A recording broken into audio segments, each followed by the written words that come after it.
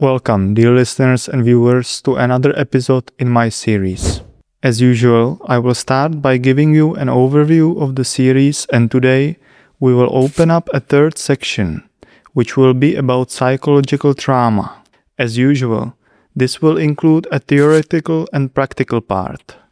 So in today's theoretical part, we will try to explain the basic and most important knowledge about what trauma is, how it is inflicted, and what our usual approach to it is, both from the perspective of the individual and society. But today's episode will be a little different from the others. I've prepared an animated story which we will use to describe the first chapters. Then I will come back and narrate to you the most important chapter, trauma treatment, using a well-known story. But first, let's dive into the fourth chapter animated story.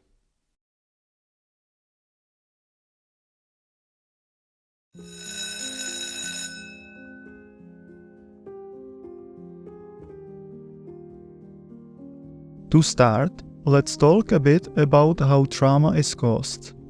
Trauma is caused by something from the outside world that strikes deep within us.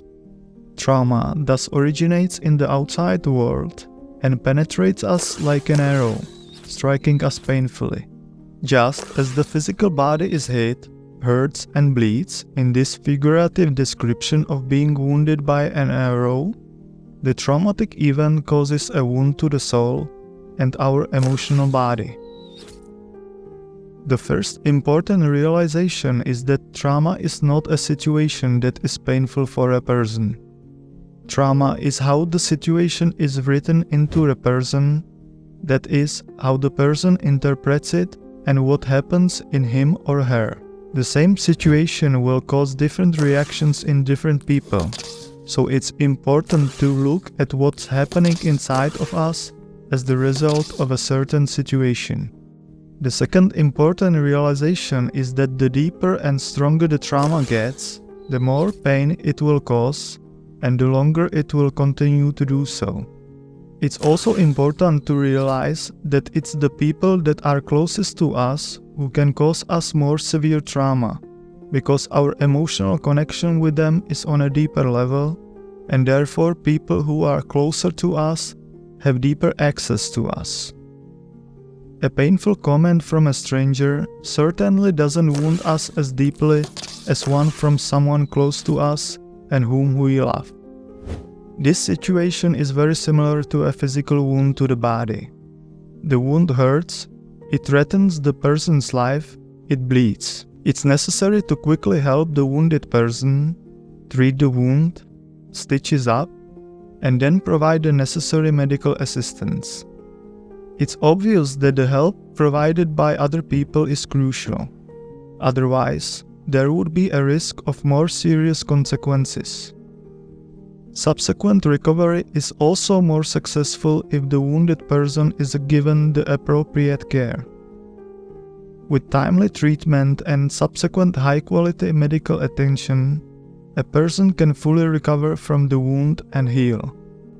The situation is very similar when trauma is inflicted. Being hit by the imaginary arrow, which represents a traumatic event, strikes us like lightning. It causes paralysis, an encounter with the raw essence of the physical world, touching the world deep within us, as it penetrates through the upper layers of our personality to our soul, where it causes a painful wound, and this strike hurts and bleeds. Just as with a physical wound, when a person needs immediate treatment, the same goes for being struck on the soul by a traumatic event. It's extremely important for the wounded person to receive immediate help from others and subsequent help in healing this wound to the soul. Help in the form of support, attention, empathy, care, and love. However, the problem is that a physical injury creates a visible wound, whereas a traumatic event to the soul does not. This is one of the reasons why trauma is so overlooked and not given enough attention. even despite the fact that the pain of trauma can often be worse than the pain of a physical wound. Our society is heavily focused on physical health, unfortunately often at the price of mental health. A person with a bleeding wound on the street is likely to get immediate help, while a person visibly in pain often tends to be overlooked. Look around you on the streets outside and try to imagine the people walking past you with those imaginary arrows in their chests. Let's use this imagery as a way to turn to solutions to our inner pains, which are neglected and suppressed by us as individuals and by society. Unlike some physical wounds, any trauma can be healed with the proper treatment. In the opposite case, with poor treatment, no treatment, or even strengthening trauma through things like feelings of guilt, the individual can become disconnected, isolated, and detached from society, which is a real tragedy in terms of individual's story, but also in regard to society. And at both levels, this will have impacts.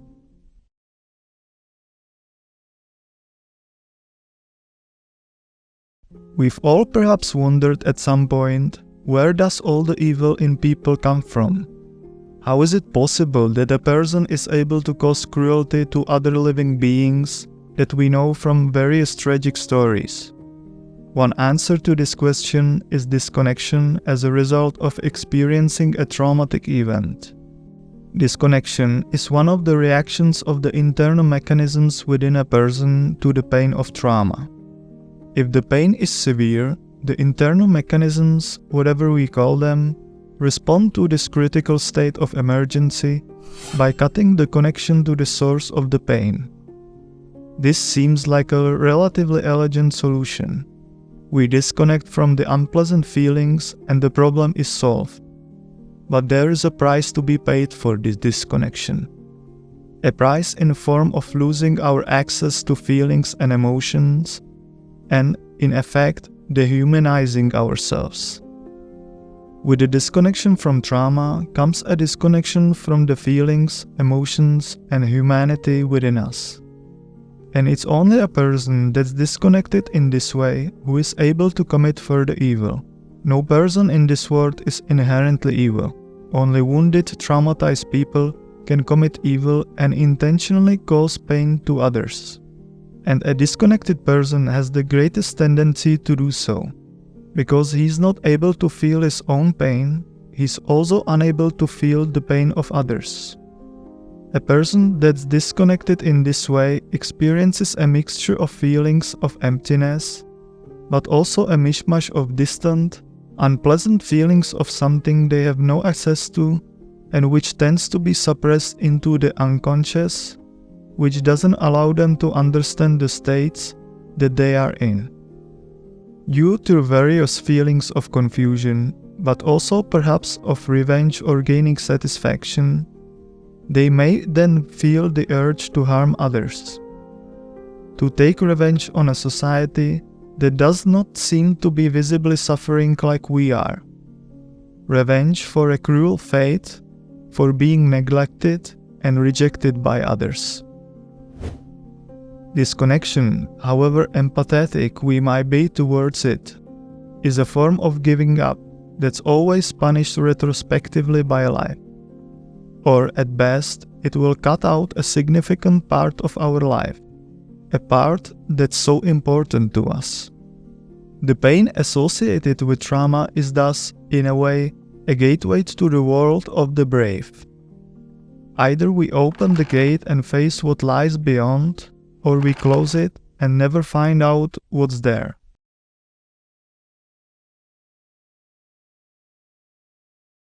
Society naturally tends to perceive traumatized individuals as problematic ones. The trauma in them prevents them from living a normal life, reacting non-emotionally, coping with various situations that are linked to trauma, and establishing healthy and deep relationships.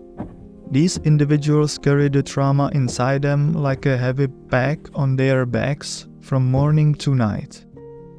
It's impossible to put it down.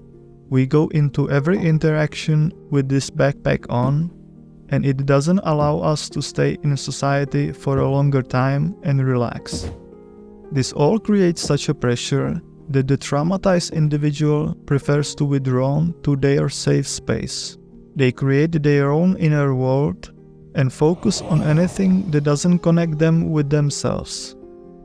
They tend to escape into other fantasy worlds, as the real world is too painful for them. Whether disconnection takes place or not, the trauma will to a greater or lesser degree limit their contact with their surroundings, and their environment will notice this. And the superficial reaction of people who haven't been wounded so deeply in their lives will be some form of rejection. This results in isolating the traumatized individual.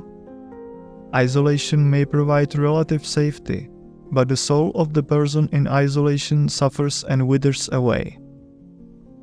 On an individual level, the set choice to disconnect and isolate will mean simplifying and avoiding an important aspect in life. On a societal level, it will cause individuals to be isolated, thus leading to a society that's lacking wholeness.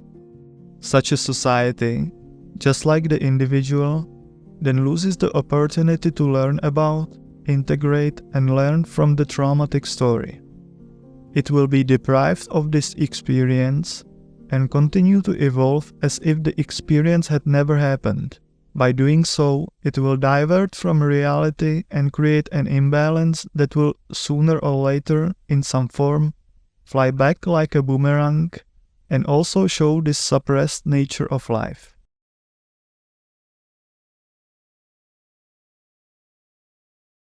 Since trauma is such a widespread thing that affects practically all of us and is passed from one individual to another, I can't avoid comparing it to a viral epidemic. Like viruses and other pathogens, trauma is passed from one person to another, and it can only be passed on by a person affected by trauma, that is, the infected person in this parallel. Only traumatized individuals can spread their trauma further by inflicting trauma on other beings.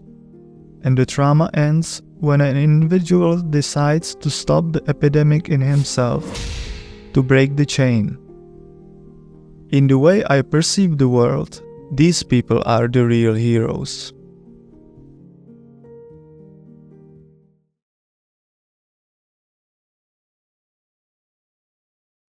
Now let's take a look at how we can heal the trauma. Let's use a scene from movie Good Will Hunting to visualize the approach to trauma. Will is a teenager who didn't have an easy childhood. He's an orphan and grew up in multiple foster homes, where he was mistreated. His first trauma comes in the form of abandonment and rejection by his own parents, which creates the first scars on his soul. Will understandably develops a personality that protects him from contact with the trauma within himself and with his surroundings. He's created a mask or a defense mechanism. Aside from his group of friends, he doesn't let anyone in. He prefers to leave everyone before they have a chance to leave him. He doesn't establish any deeper relationships and knows how to deflect everything away from him with his strong rational or aggressive behavior.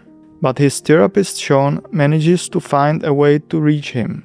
A nice relationship develops between them, and at some point, Sean manages to guide Will to the place where the trauma lies. Let's show an important scene in which, after establishing a mutual relationship with one another, Sean manages to reach deeper into Will. Hey, Will. I don't know a lot. You see this?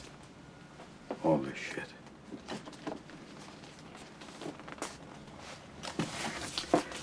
This is not your fault.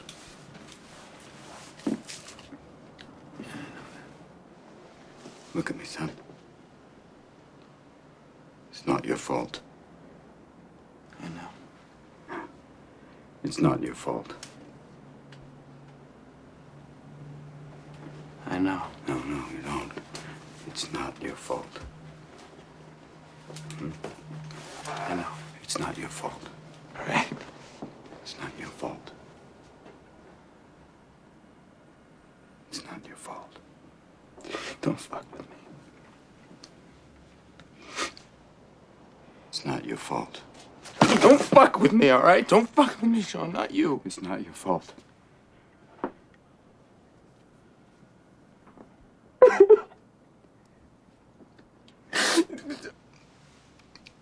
It's not your fault.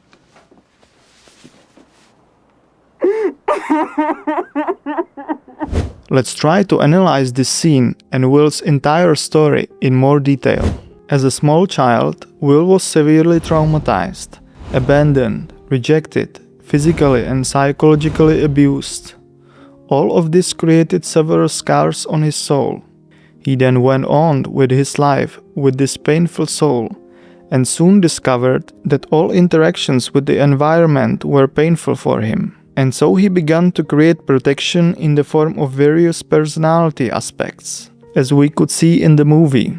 For example, his strong intellect as a defense mechanism, the mask of a tough guy to hide his deeper sensitivity, or escapist reactive behavior so that he would not have to establish deeper relationships.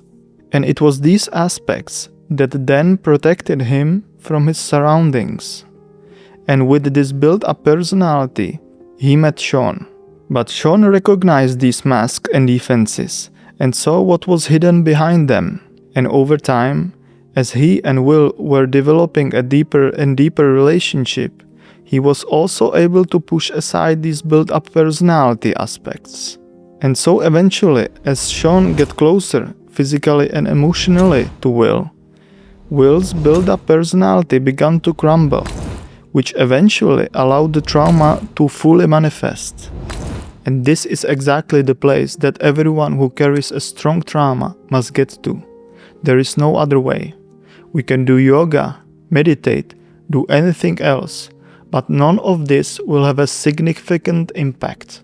Whenever I see trauma in a person, it has always been hidden behind a deep layer of accumulated personality masks and defense mechanisms. And now I will go back to the first episode of the series and use Will to explain the relationship between the soul and personality. You can see that the three basic attributes of Will's personality are the exact opposite of who he truly is on a deeper level. First, Will is obviously a very sensitive guy. However, he has created a mask of a tough guy. Second, on a deeper level, he is very emotional. However, he has acquired the abilities of an intellectual, so he covers up emotionality with intellect. And third, it is clear that the more than anything else, he desires to establish deep emotional connection with someone. However, he has developed an escapist pattern of behavior, so he runs away from deeper relationships. Simply put, his personality is the opposite of who he is on a deeper level. But we will discuss this in more detail in different episodes. Now let's get back to our scene. At this moment, Will uses the tough guy personality aspect, because at the moment he starts to feel the painful emotions growing. And so he has to cover them up with something, again with the tough guy mask that does not cry. But it doesn't work. And so he uses another developed ability that protects him from his surroundings. Aggression. Will attack slightly, trying to discourage Sean, trying to make him stop. Will tells Sean, not you. What does that mean? Why not Sean? If someone else went in Sean's place, Will would probably attack him somehow and work his way more easily out of the painful situation. But he likes Sean. He doesn't want to hurt him, and he doesn't want to disappoint him. The sense of trust and security that Sean has gained with him makes him remain in the situation. That's why Will has avoided deeper relationships, out of fear of opening up and experiencing similar situation.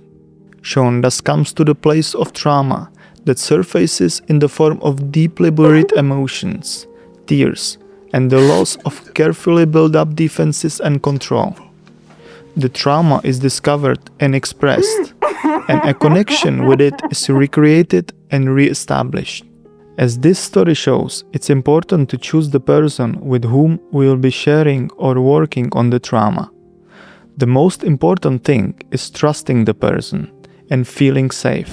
A safe space is essential to healing trauma because opening up and showing our pains and vulnerability is the most difficult and feared step for the traumatized person. Distrust and closed-mindedness is a defense mechanism, and if we throw that off, we are sending a message that we are starting to trust, and therefore we are very vulnerable and at risk. In our story, Sean is a wonderful example of a person with whom trauma can be shared and healed. He's been through many painful situations himself. He recognizes and can respond to defense mechanisms and personality masks. He's sensitive, perceptive, and most of all, he loves and cares about Will. He sees in Will the little misused boy that Will hides under a layer of constructed personality masks and defense mechanisms. In this story, Sean is a huge opportunity for Will. He's managed to create a sense of safety and trust, and the experience and depth of humanity that Sean possesses gives Will the space to express himself authentically and show his pains and vulnerability. There are many ways and methods of getting to the trauma, but the essential thing is to commit to talking about the situation, and especially the feelings that the traumatic situation has caused. It's necessary to re-establish a connection with trauma.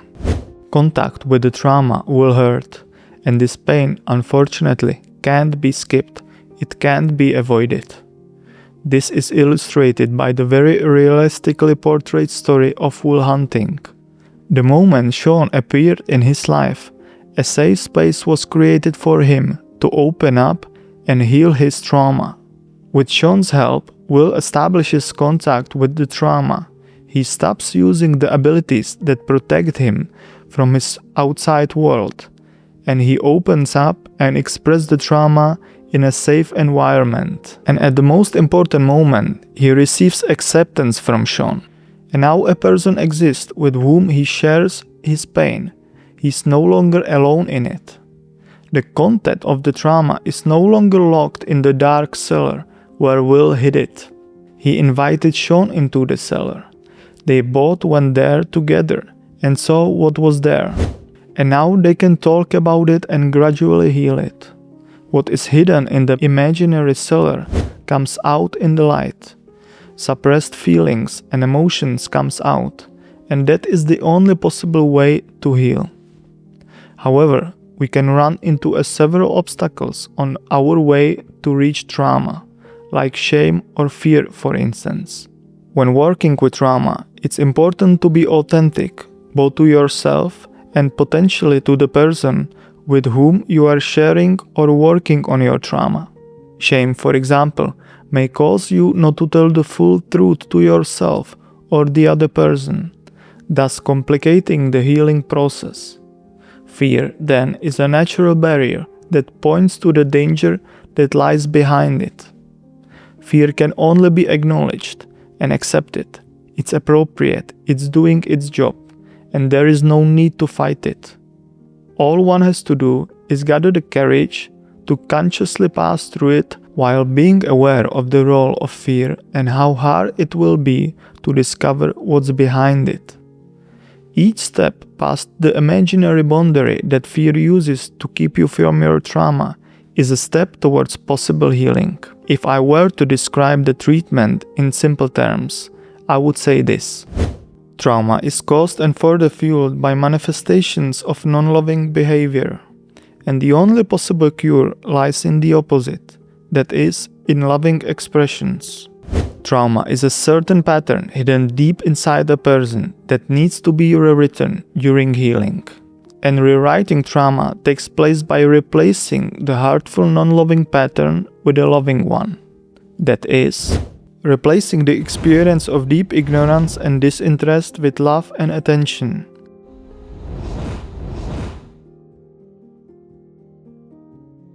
Overwriting physical harm with hugs, verbal harm with attention and empathy and care. By providing safety when the traumatized person feels threatened. By expressing acceptance in moments of experiencing feelings of rejection.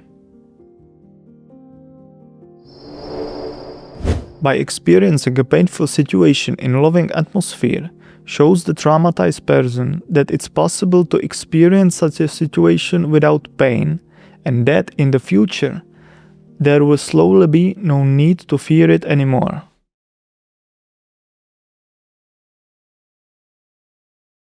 Since trauma is an integral part of our lives, it's also obvious that it plays a role.